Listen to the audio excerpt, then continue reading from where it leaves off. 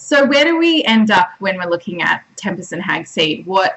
Like how does it all come together at the end, and what sort of ideas can we draw from looking at the ends of both of these particular or respective texts?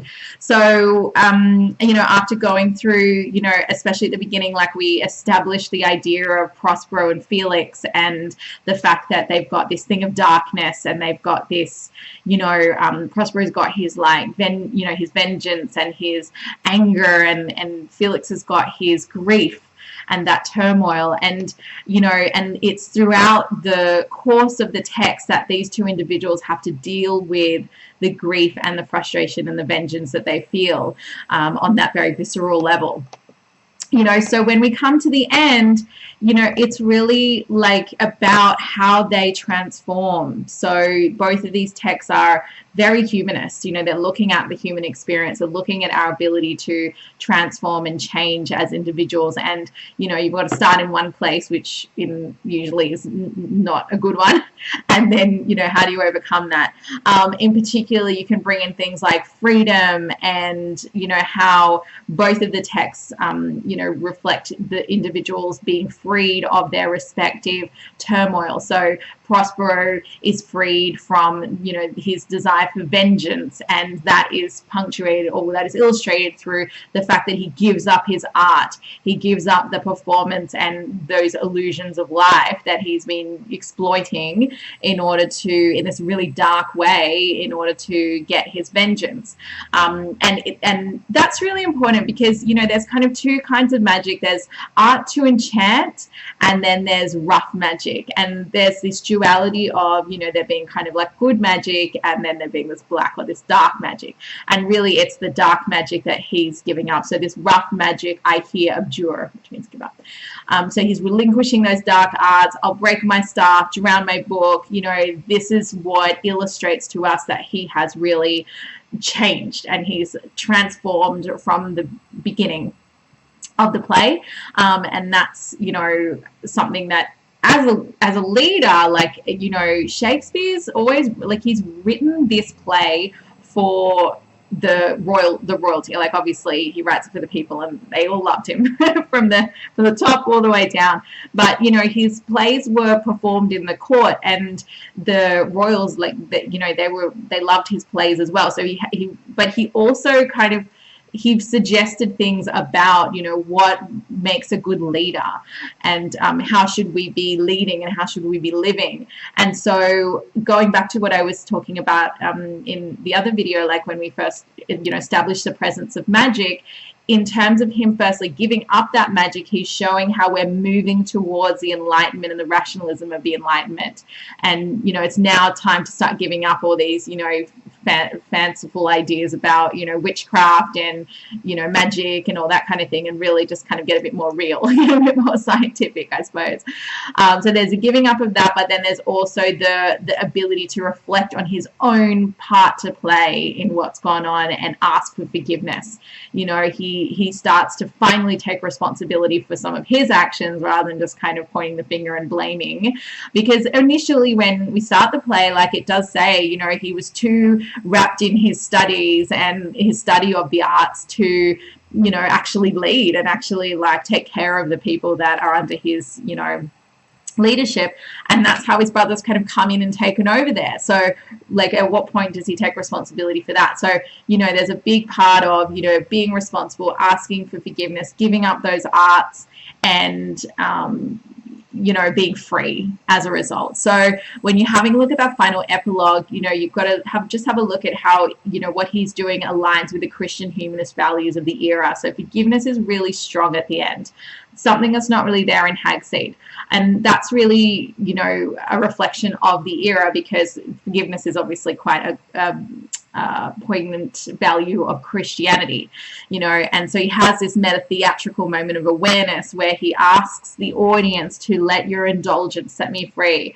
Okay, so let me just unpack that meta-theatrical thing again. So meta-theater is when, our attention is drawn to the fact that this is an illusion, this is a performance. And so what happens is he actually, what we call, breaks the fourth wall, and he addresses the audience, right? Which, if you think about it, almost metaphorically speaking, like a theatre or a play has got four walls. You know, they've got their own little world and you're just the audience kind of looking in. But when you break the fourth wall, you're speaking out of that box, and you're addressing the audience directly. So that really starts including them in the process of the transformation. It includes them in the process of the theatre whilst also breaking the illusion of the theatre and as well. So it's a really cool way that he actually kind of you know, has all that come together at the end and have the audience really be part of his own transformative process.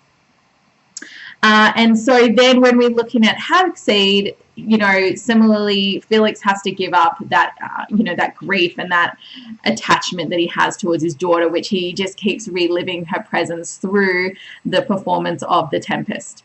And so he says he prepares to leave the full floor cell where she's been trapped with him. Already she's fading. So that, again, there's that idea that he's been entrapped, he's been imprisoned by his grief, and now he's going to be able to be free, as is she, right? So, you know, there's that extended metaphor, but it's also like an appropriated motif of a cell, full floor cell. Obviously, that's a term directly from Tempest.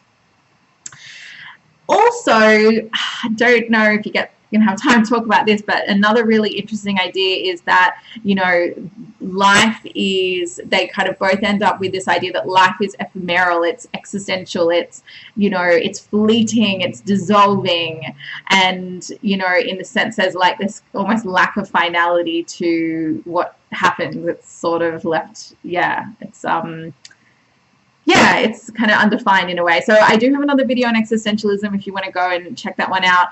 But basically when, you know, we see Prospero talk about how this is like an insubstantial pageant faded, all this shall dissolve, you know, that whole thing. It's just like at the end of the day, like life is transient. It's, you know, it dissolves, it's fleeting.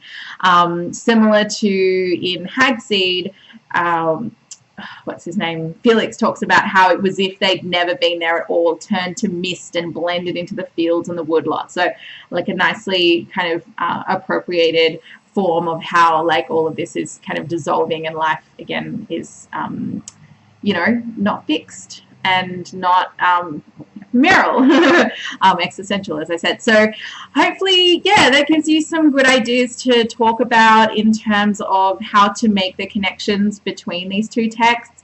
You should go and look up any of the terms that I've mentioned that you don't understand, so particularly things like postmodernism, postcolonialism, appropriation, meta-theatre, gosh, whichever ones I've mentioned that you don't know, go and actually research those. I've used those words very intentionally because they're the ones that teachers want to see when you are writing your essays. So make sure you do that. Make sure, as I said in the first video on this, that you're really grounded in the rubric and the terminology, reframe, recreated, appropriated values, all of those things, and do plenty of questions so that you're really comfortable with what sort of things they can ask you, and that you're very versatile and adaptable with the ideas that you have chosen to discuss. Overall, try to pick 3 ideas, but, you know, 2 if it's too many to do 3, but ideally you want to do 3, maybe around 300 words per paragraph, where you equally discuss both of the texts that you are talking about. And obviously every time you make a point, have some really good textual evidence to go along to support your argument.